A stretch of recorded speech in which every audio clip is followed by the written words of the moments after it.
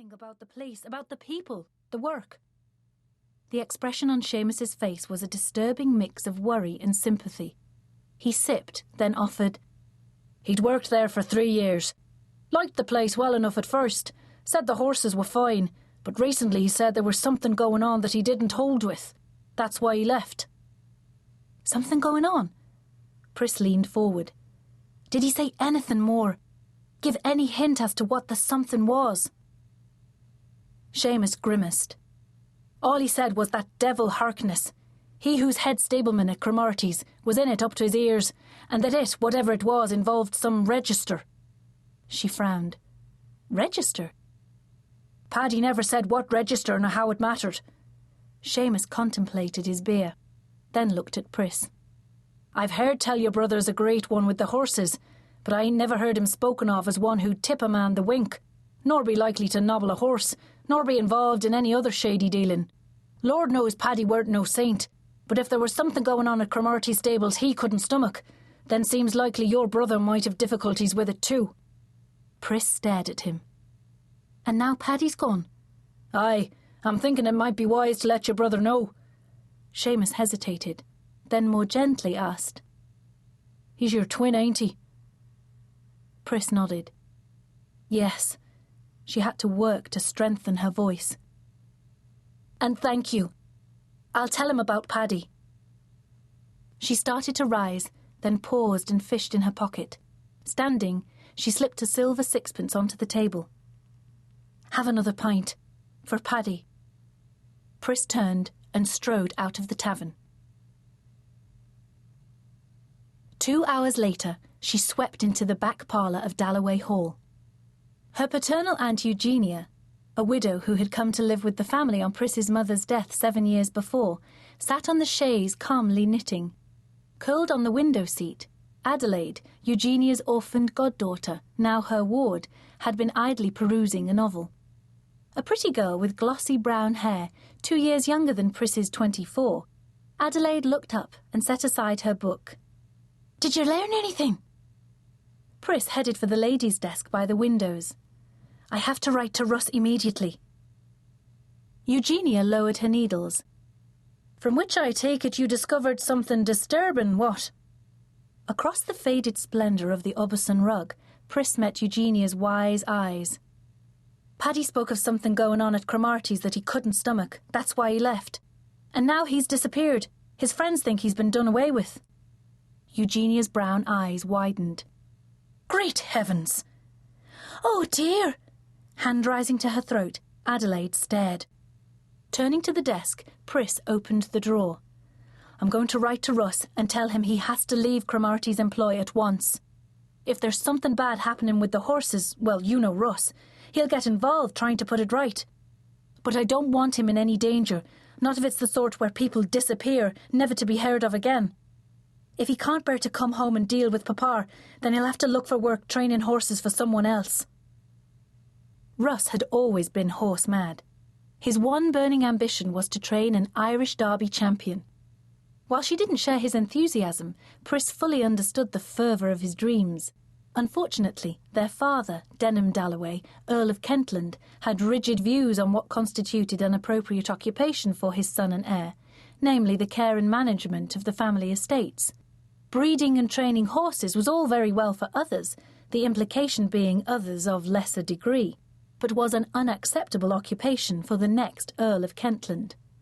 No Dalloway would ever stoop to indulge in horse breeding on a commercial scale. So declared the Earl. Words had been exchanged, things said, wounds dealt on both sides. Pushed beyond bearing, Russ had stormed out of Dalloway Hall in a wild fury. He'd taken nothing more than what he could cram in his saddlebags and ridden away. 7 days later, just over 3 weeks ago, Pris had received a letter to say he'd found work at Lord Cromarty's stables, one of the major racing establishments in neighbouring County Wexford. She'd gone looking for Paddy, seeking reassurance, something to soothe her growing uneasiness over Russ's safety. Instead, she'd learned Russ was in a situation where his life might come under threat. Pulling a sheet of paper from the drawer, she laid it on the blotter. "If I write a note immediately, Patrick can ride over and deliver it this evening." Actually, my dear, before you write, I dare say you should read this." Pris turned to see Eugenia extracting a letter from beneath the endless fall of her knitting. Eugenia held out the missive. "From Russ. It was delivered with the post after lunch. When he couldn't find you, Bradley gave it to me rather than leave it on the salver in the hall." Where their father might see it. Bradley was their butler. Like most of the household, his sympathies lay with Russ. Rising, Pris took the letter. Returning to the desk, she broke her brother's seal, then, sinking onto the chair, unfolded the sheets, smoothed them, and read. "Russ has gone to England, to Newmarket, with the Cromarty racing string." She licked her suddenly dry lips and looked again at the pages in her hand. "He says—" She paused to steady her voice.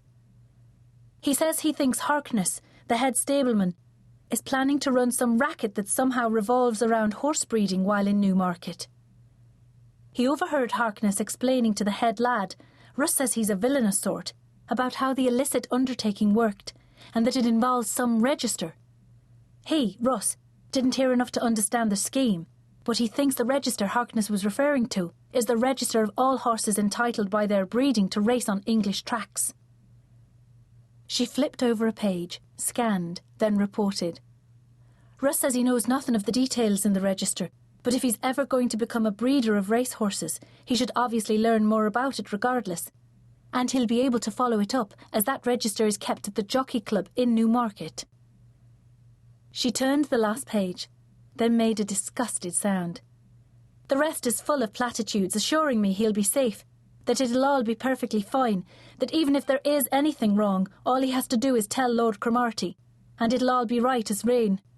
Don't worry." And then he signs himself, "Your loving brother off on an adventure." Tossing the letter on the desk, she faced Eugenia and Adelaide. "I'll have to go to Newmarket." Adelaide's chin firmed. "We'll go to Newmarket. You can't go alone." Pris sent her a fleeting smile, then looked at Eugenia. Her aunt studied her, then nodded and calmly folded her knitting. "Indeed, dear, I see no alternative. Much as I love Russ, we cannot leave him to deal with whatever this is alone, and if there is some illicit scheme being hatched, you cannot, to my mind, risk even a letter to warn him, in case it falls into the wrong hands. You will need to speak with him. So—" Eugenia looked inquiringly at Pris. "What tale are we going to tell your father to explain our sudden need for a sojourn in England?" "I had hoped we'd have longer in reasonable privacy." Letting the door of the Twig and Bough coffee shop on Newmarket High Street swing shut behind him, Dillon Caxton stepped down to the pavement beside Barnaby Adair. "Unfortunately, the sunshine has brought the ladies and their daughters out in force." Scanning the conveyances thronging the high street, Dillon was forced to smile and acknowledge two matrons, each with beaming daughters. Tapping Barnaby's arm, he started strolling. "If we stand still, we'll invite attack." He could imagine the picture they made, he with his dark, dramatic looks most commonly described as Byronic. With Barnaby, a golden Adonis with curly hair and bright blue eyes by his side, the perfect foil. They were both tall, well set up, and elegantly and fashionably turned out. In the restricted society of Newmarket, it was no wonder the ladies were lining up to accost them. Unfortunately, their destination, the Jockey Club, lay some 100 yards distant. They had to run the gauntlet. He and Barnaby strolled on, casting his eye along the line of waiting carriages and their fair burdens. Not one stirred the remotest interest in him. Not one sweet face even moved him to curiosity. Unfortunately, becoming known as a gentleman with a hardened heart, one unsusceptible to feminine enticements, had piled additional fuel on the bonfire of the ladies' aspirations.